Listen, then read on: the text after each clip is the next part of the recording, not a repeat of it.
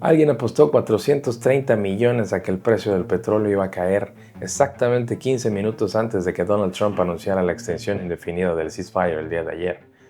Si fuera la primera vez, uno podría pensar que es coincidencia, pero no. No es la primera vez, de hecho es la cuarta. El 23 de marzo pasado, 500 millones más apostados 15 minutos antes de que Donald Trump anunciara otra pausa a los ataques de Irán. El 17 de abril, otros 760 millones apostados 20 minutos antes de que Irán esta vez anunciara que el estrecho se abriría. En total, 2.000 millones de dólares en apuestas perfectamente sincronizadas con anuncios que nadie debería haber conocido con anticipación.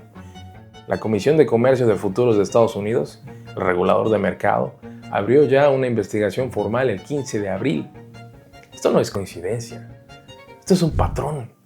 Todo este juego de que el estrecho está abierto, luego está cerrado, luego abre de nuevo, luego lo vuelven a cerrar, en realidad es muy fácil de explicar.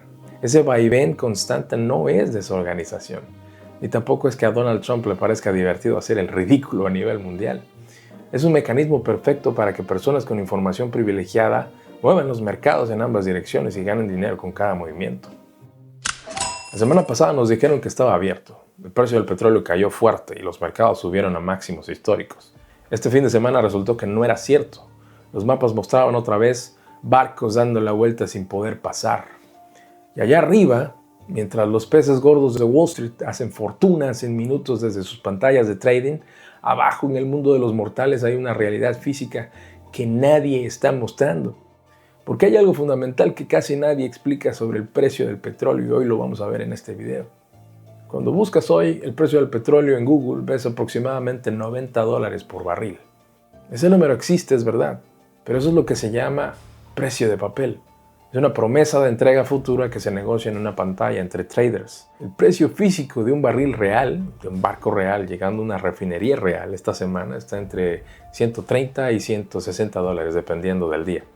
Una diferencia de hasta $70 de lo que ves en pantalla y lo que cuesta en realidad.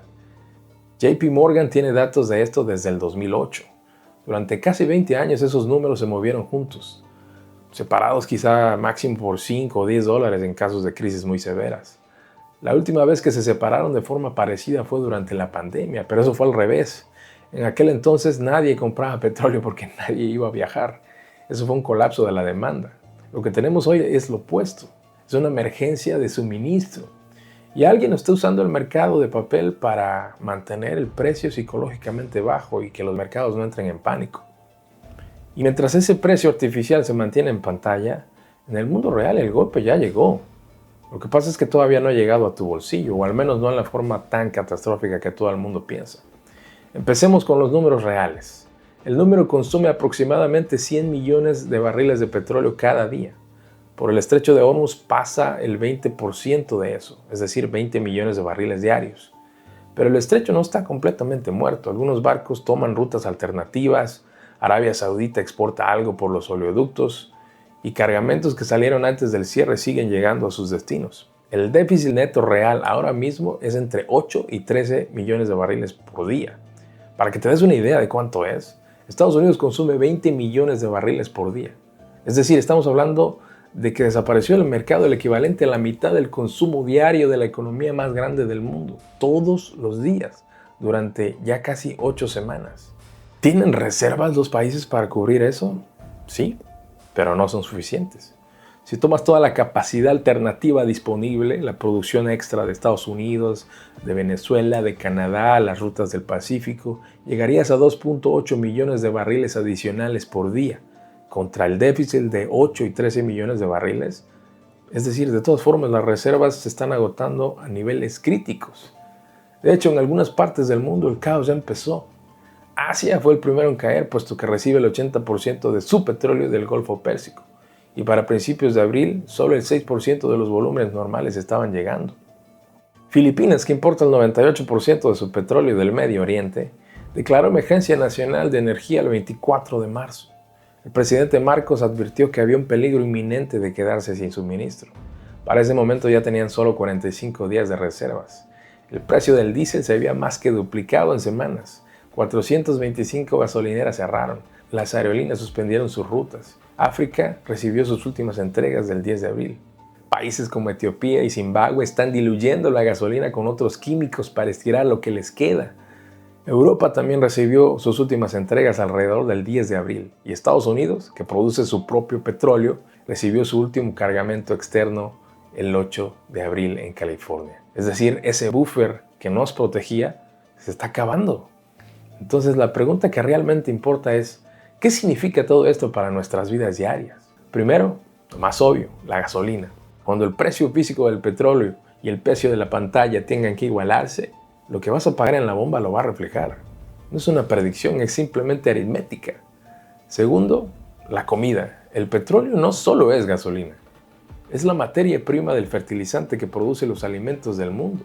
Ese fertilizante ya está en los mismos niveles de precio que durante la guerra de Ucrania en el 2022, que fue cuando los precios globales de alimento causaron crisis políticas en docenas de países. Ese incremento no es inmediato, tarda entre 6 y 12 meses en llegar al supermercado. Y tercero, las tasas de interés. Si el petróleo sube, la inflación sube. Si esta sube, la Reserva Federal no puede bajar las tasas. Y si las tasas no bajan, tu hipoteca variable, tu préstamo del auto, tu tarjeta de crédito, todo se queda caro o se vuelve más caro todavía. Si esto te parece demasiado drástico, echemos un vistazo a otros casos en el pasado. Recuerda que esta no es la primera vez que el mundo enfrenta una crisis petrolera. En 1973, los países árabes de la OPEP cortaron el suministro de petróleo a Estados Unidos y Europa como represalia por apoyar a Israel en la guerra de Yom Kippur. Eso sacó en aquel entonces el 7% del suministro mundial. El resultado fue una inflación del 12%, el mercado bursátil cayó a la mitad y tardó 7 años en recuperarse. En 1990, la guerra del Golfo sacó otro 7%. Esa vez vimos una recesión de 8 meses. El mercado cayó 21%, pero se recuperó relativamente rápido porque la guerra terminó en semanas. Hoy, el suministro interrumpido es entre el 15 y 20%, más del doble que cualquier otra crisis en la historia. Y llevamos casi 2 meses sin una resolución real. No hay acuerdo firmado, no hay fecha ni no hay claridad. Y hay un dato nuevo que el Pentágono acaba de revelar al Congreso esta semana en sesión clasificada. Incluso si la guerra terminara mañana, limpiar las minas del estrecho podría tomar hasta 6 meses adicionales, lo que significa que el canal podría seguir sin operar normalmente hasta finales del 2026. Pero entonces, si todo este asunto del estrecho de Hormuz es tan serio, ¿por qué el mercado de valores está casi en máximos históricos? La respuesta corta es que el mercado hace ese tipo de cosas todo el tiempo. Cada que hay crisis, el mercado rebota en momentos de alivio, o los supuestos momentos de alivio, como el ceasefire, la extensión de la tregua, el anuncio de las negociaciones, etcétera, etcétera. Y los inversores retail se sienten atraídos, con miedo de perderse la recuperación. En inglés lo llaman el FOMO, el miedo a quedarse fuera. Y cuando son suficientes los inversores que han entrado por miedo a quedarse fuera, los tiburones de Wall Street ya tienen a quién venderle. Los que saben lo que viene le venden a los que sueñan con que el mercado siempre seguirá subiendo. No es una conspiración, es de hecho el patrón más viejo en los mercados financieros. Jim Reed, el director de investigación macro de Deutsche Bank, hizo esta semana una comparación bastante interesante. En las primeras semanas de la guerra de Ucrania en 2022, el Standard & Poor's 500 subió también más del 10% con optimismo de que habría un acuerdo rápido. Muchos inversionistas retail compraron ese rebote solo para quedar atrapados en los máximos. Ese optimismo resultó equivocado.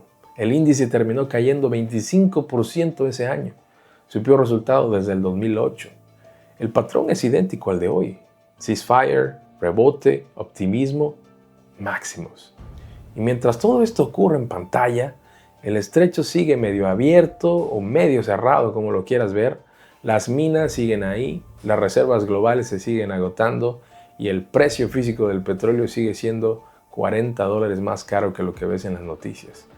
Regresando al ejemplo anterior de 1973, durante el embargo petrolero árabe, el mercado subió 2.3% justo después del ceasefire. La gente pensó que lo peor había pasado, solo para caer otro 40% después. En resumen, esto no se ve como recuperación. Es la calma antes de la tormenta.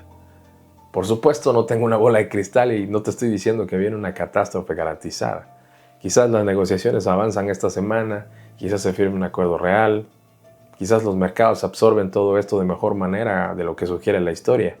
Recuerda el viejo adagio que dice que los mercados pueden permanecer irracionales más tiempo de lo que tú puedes permanecer solvente. Pero lo que sí te puedo decir con certeza es el estado real de las cosas. Y lo que se ve no es nada bueno. El estrecho de Hormuz sigue prácticamente cerrado. La tregua es indefinida sin condiciones claras. El bloqueo naval sigue activo. Irán capturó recientemente 2 barcos comerciales esta misma semana en plena tregua. Y aunque todo termine mañana, las minas tardarán, como lo dijo el Pentágono, al menos 6 meses en limpiarse. Lo que puedes hacer es simple. Si tienes deuda a tasa variable, ya sea una hipoteca, un auto, una tarjeta, entiende tu exposición. Un shock de inflación hace más difícil que la Fed baje las tasas. Si tienes ahorros o inversiones, pregúntate si están protegidos contra esa inflación. O si estás posicionado en Wall Street, toma precauciones. Porque hay 2 versiones de la realidad ahora mismo. La que dice la pantalla y la del barril físico que nadie puede conseguir a ese precio. En toda la historia registrada siempre ha ganado la realidad física. Porque al fin y al cabo no puedes imprimir barriles de petróleo. Nos vemos en la próxima.